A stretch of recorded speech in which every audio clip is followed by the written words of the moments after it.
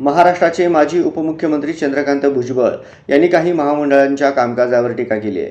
काही महामंडळे वेळेवर आणि अपेक्षेनुसार काम न केल्यामुळे तोट्यात आली असतील असे त्यांनी स्पष्ट केले। त्यांनी प्रशासन आणि संबंधित अधिकाऱ्यांना कामावर लक्ष देण्याचे आवाहन केले। भुजबळांच्या मते कार्यक्षम नियोजन आणि जबाबदारी न पाळल्यास राज्यातील प्रकल्पांचे नुकसान होऊ शकते।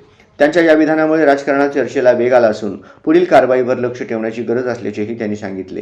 काही महामंडळ नीट काम न केल्यामुळे कदाचित तोट्यात आले असते।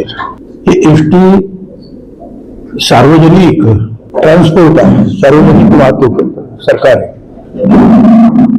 जगामध्ये ती कुठेही फायद्यात नाही। तिथे दोन प्रवासी असतील किंवा दोन मुलं शाळेत शिकत असतील तिथे सुद्धा जावं लागतं, कारण ती लोकांची सेवा आहे। मुंबईची बीएसटी सुद्धा तोट्यात आहे। बीएसटी वर इलेक्ट्रिक कंपनी होती, त्याच्यामुळे तिथला फायदा जो आहे तो या ट्रान्सपोर्टला दिला जायचा, परंतु आता त्या दोन कंपन्या वेगळ्या केल्यामुळे ती सुद्धा तोट्यात आहे। त्यामुळे ती लोकसेवा आहे।